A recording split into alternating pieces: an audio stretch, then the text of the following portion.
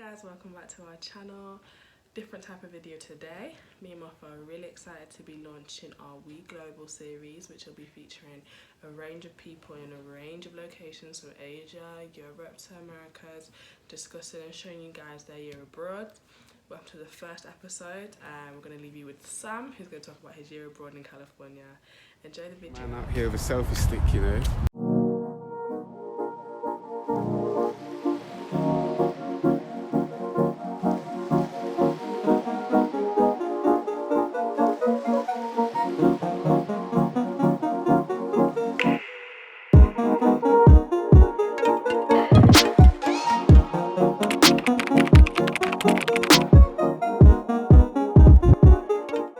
So I want to get into why we chose, America or this kind of area. I thought to myself, I want an English-speaking country. That was quite key for me. I'm bilingual. I'm from Ghana. I know my language, but that language is not really used anywhere else in the world. So for me, English is a language which I'm going to be speaking most of the time. If you're looking to do another language, or if you're studying foreign languages, then yeah, it might be better for you to go to somewhere in Europe, maybe even South America. Yeah. But I think for people who, not that we're not interested in learning another language, but who aren't, their course doesn't solely rely on languages, it is a lot easier to just come to a place which is English speaking. So my year abroad experience is different to a lot of other people's. I'm having fun at no cost as well. With my department at my university, they basically said as long as I pass half the modules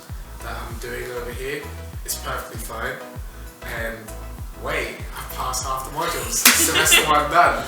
So that means that technically semester 2 I could not attend anything, do no exams, and I'm totally fine. Because I've got a separate assignment to do, which is due in September. It's 5,000 words. I'll get that done. So I've got no stress when it comes to the work that I'm doing. You can always study anywhere, but actually enjoying the place you're at. What's the point of coming here if you're just going to be working hard all the time? Grades are good, but you might as well have done that at a lower cost at your home university. Yeah. So even the people who do still have exams that count, they're still doing their best to enjoy themselves as well. So the first thing that I think stood out for me from the moment I came here was just the welcome week and how many activities they've got going on to try and warm you into this place. Every single day I felt like there was free food. Since the first day I stepped here, I managed to just get free t-shirts. Yeah, I think I ate the free the first week.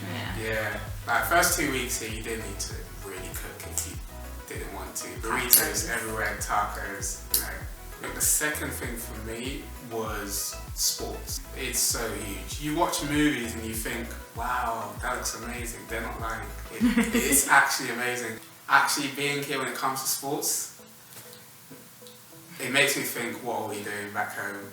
Why don't we take it that seriously? If you're in the UK right now and you're good at sport, ditch the uni you're at and just come to an American uni. I promise you, your life will be better off. You will have no debt. You cook your own food.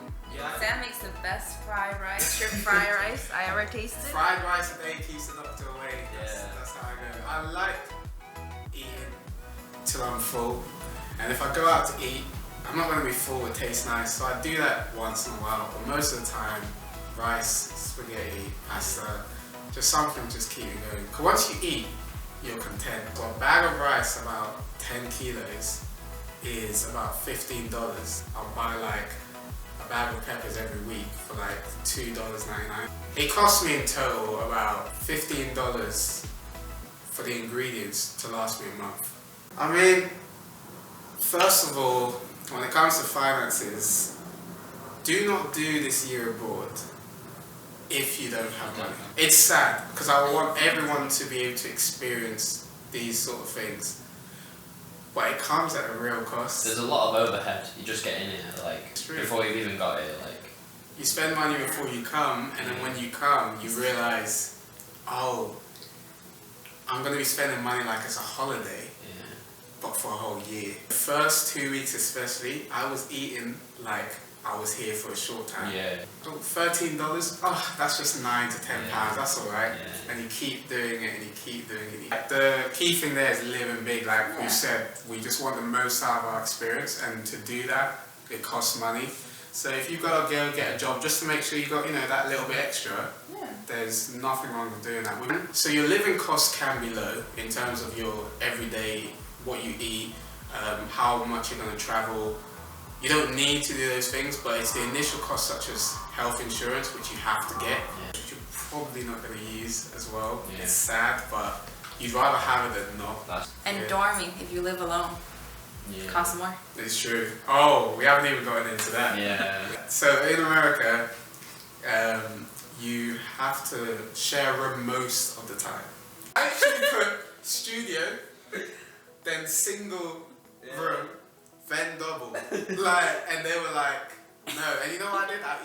I shouldn't really say this, but I sent them an email saying I was claustrophobic, germophobic, just all the phobics you could ever think of. And I was trying to say, basically, give me a single. I cannot do this. And they were like, we can't give you special requests. So that's something which I personally had to get used to. And it's actually been quite easy because the people I'm with are good.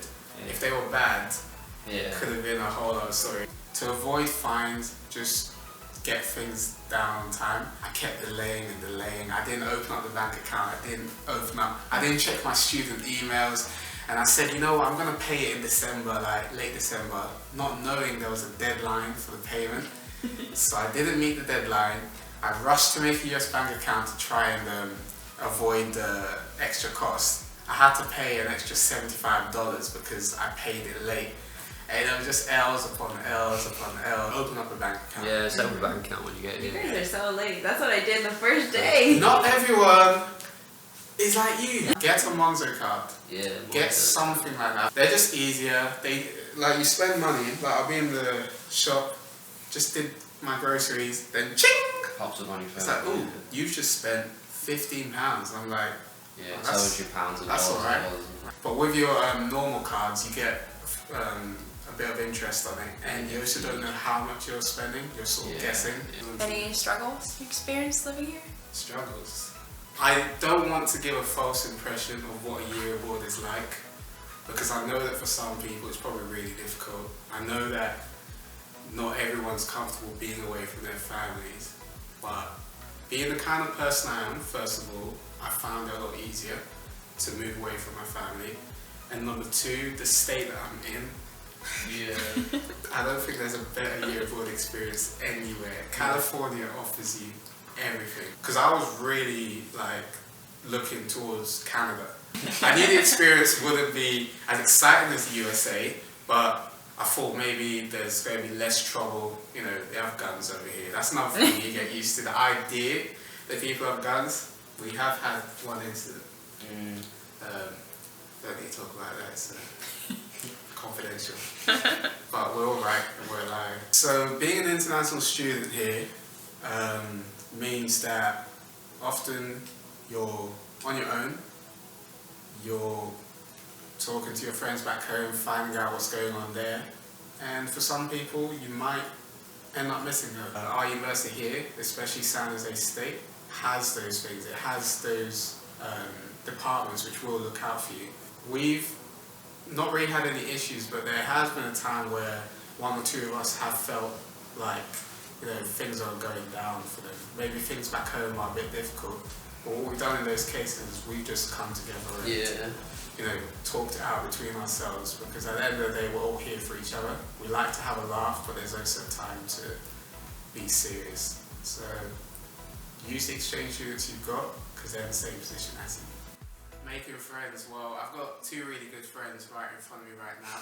Let me just show you guys. Oh no. Here's Harry.